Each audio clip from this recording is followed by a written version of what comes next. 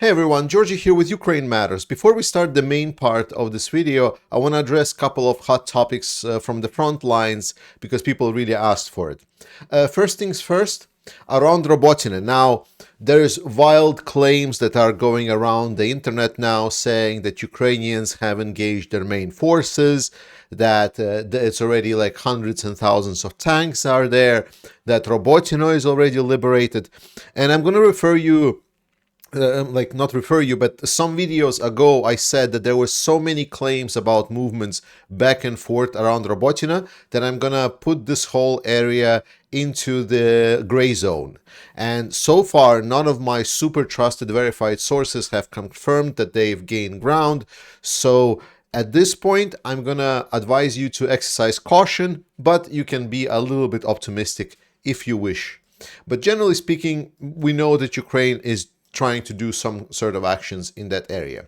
And second thing that all of the people really wanted me to comment on is Russians that took Novoyegorivka and whether or not they're advancing, how bad it is, and so on. Firstly, I already said to you that Russia is attacking, that we should be expecting some certain ground to be taken. I'm going to refer you to videos somewhere around here.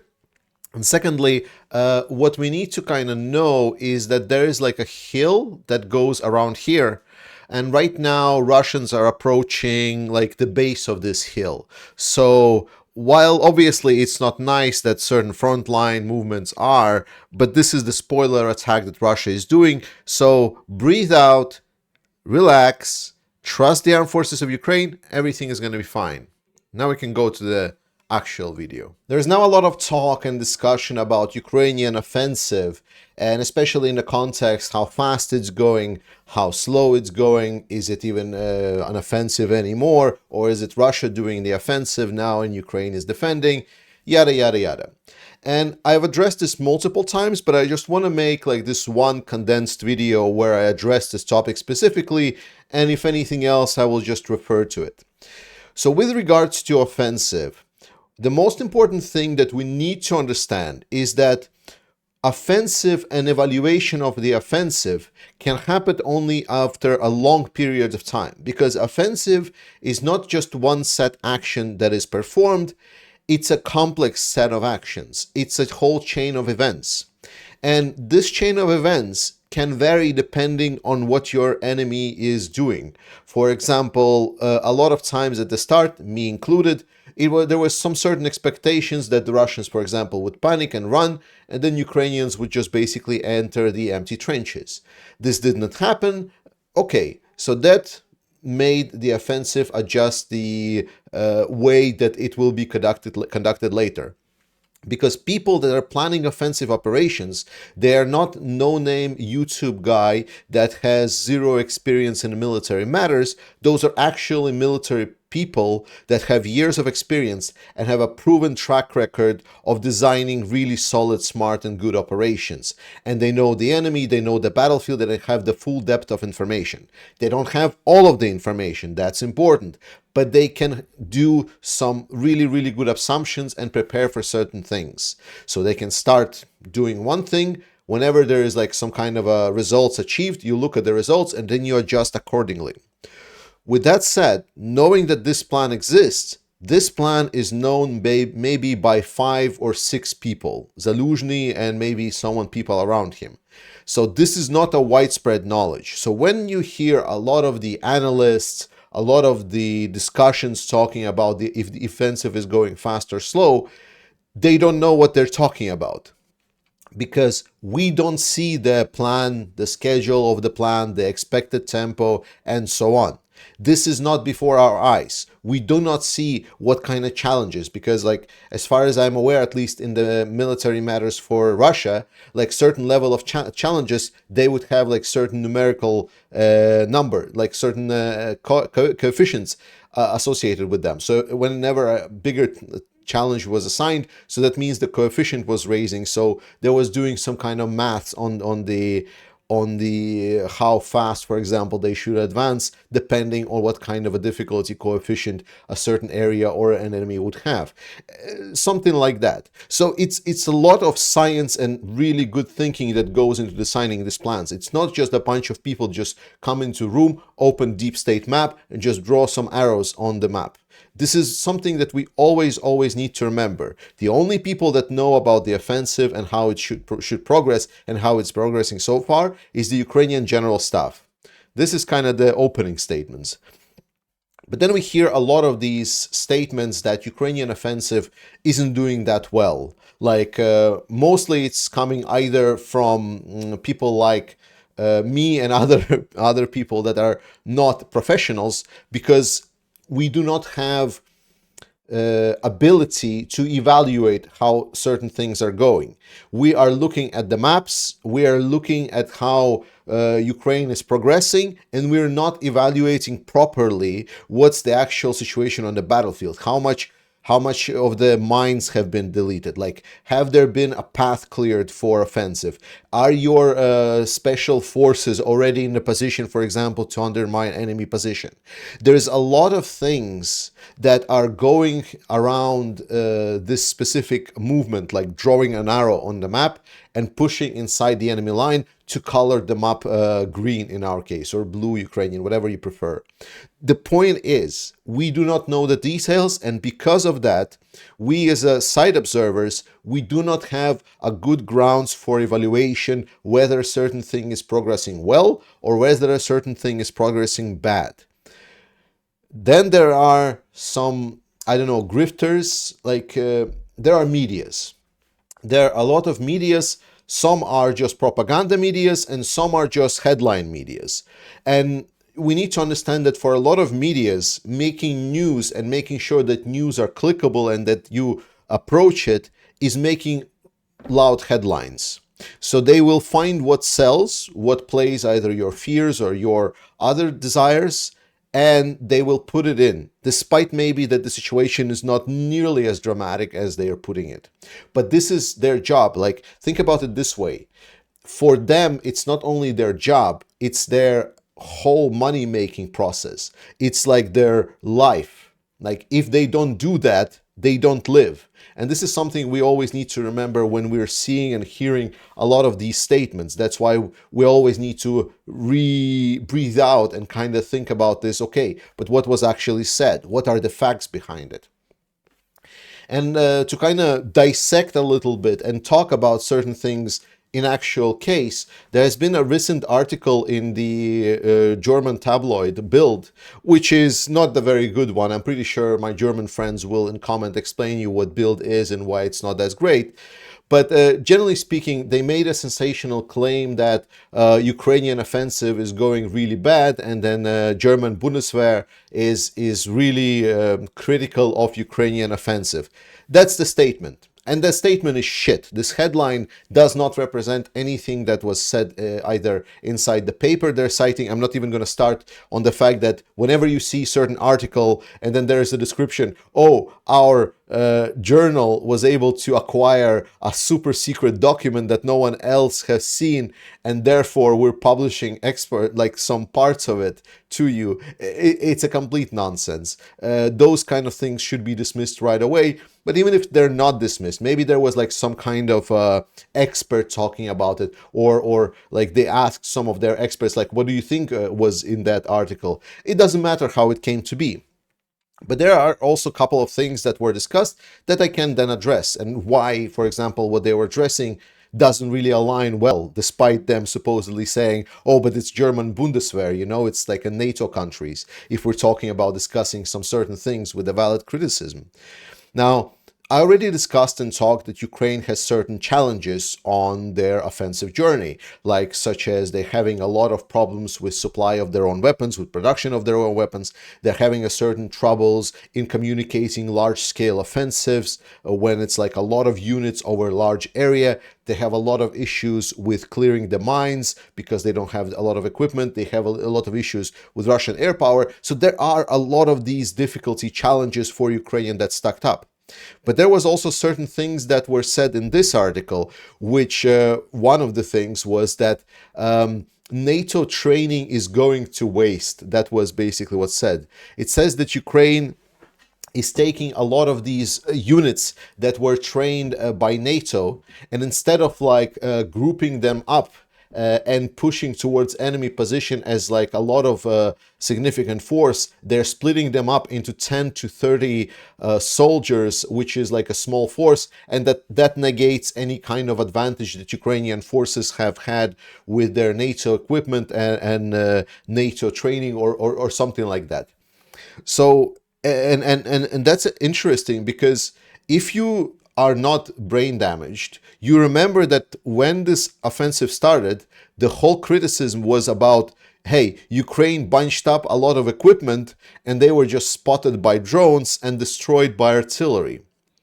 So the fact that Ukraine is breaking up their units and using small groups is called a reality check or adaptation or adaptation. So that's the situation on the battlefield. We need to understand one thing. Whenever we hear militaries from NATO countries talk about the situation in Ukraine right now, and especially if there's active generals or like command officers and so on that are following by the book, by the NATO standards, NATO has never fought a war like this.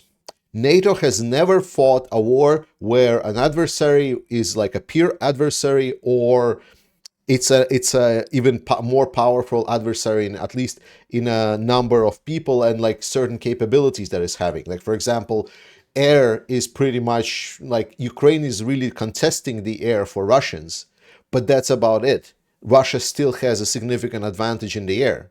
And especially we're talking here about the operation where without a significant manpower advantage, without a significant equipment advantage, because as we remember, not like thousands and hundreds of thousands of equipment was delivered. It was only equipment for like 9 brigades, not 90 brigades, 9 brigades.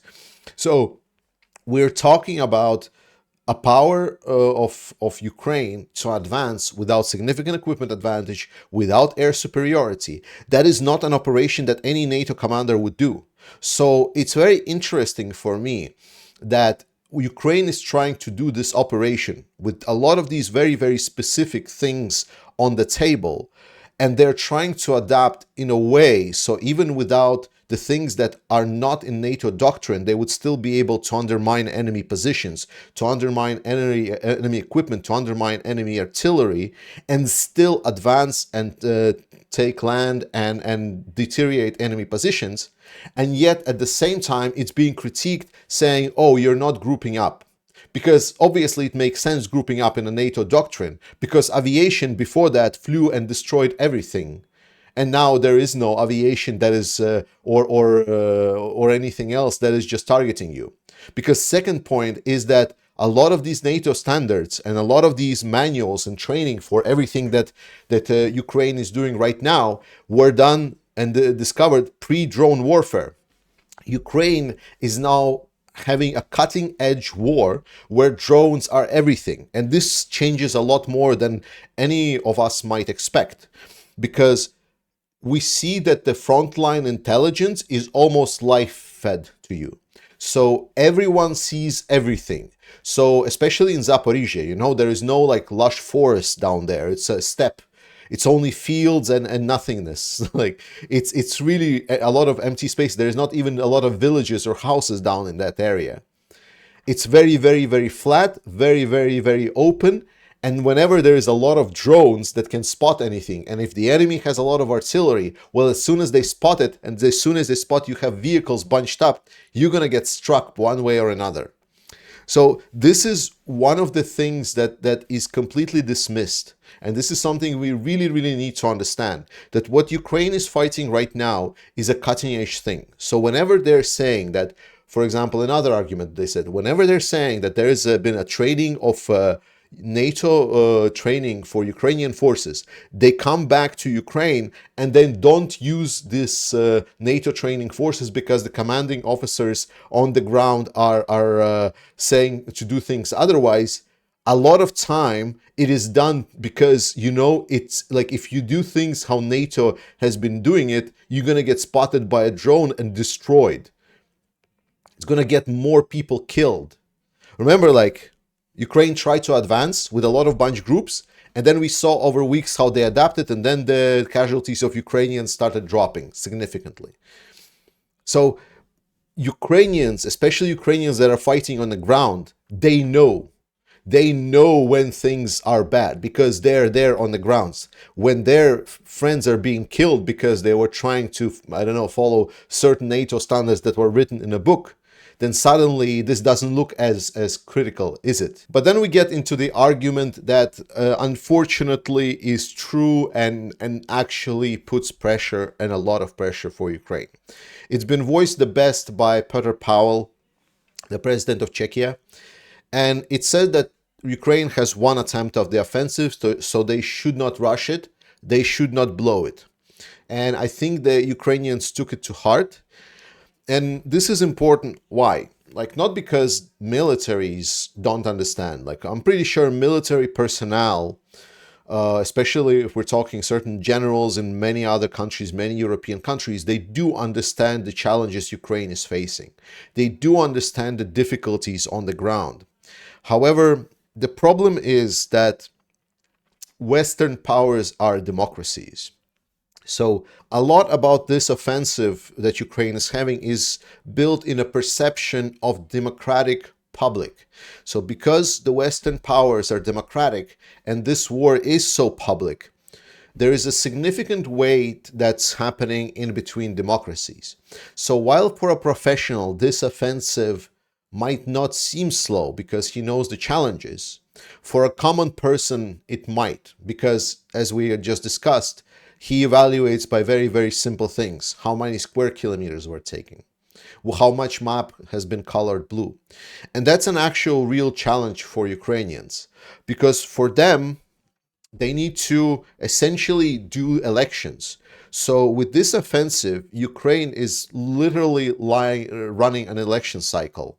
And I know that we are, like, if you're watching my channel, pretty much you are a hardcore supporter of Ukraine, and I appreciate it for that. But there is a lot of other people and a lot of other voices. And Ukraine is literally now in a democratic kind of race for public opinion. And that public opinion can only be bought by the success on battlefield. So the brutal truth is that while Ukraine cannot sustain their losses at this kind of level, just throw men and do like Russians do and just die for just taking some certain settlements. The unfortunate truth is that Ukraine is almost pressured to, because of this election cycle, because Ukraine has this one chance during this campaign to do something. So if they will decide militarily to wait, they might blow their opinion and the public support in a sense of that Ukraine is not capable. So let's pressure our political peers to stop supporting Ukraine. Remember, the problem of democracy is that we support the winner. So the more Ukraine wins, the more support it gets. And that is a big issue that Ukraine needs to face down. And that's the actual problem with Ukrainian offensive supposedly, perceivably going slow, which is not. Thank you so much for watching this video. I love you guys. Follow me for more news and updates. Go to Discord, support this channel, and buy me a coffee. And I'll see you next time.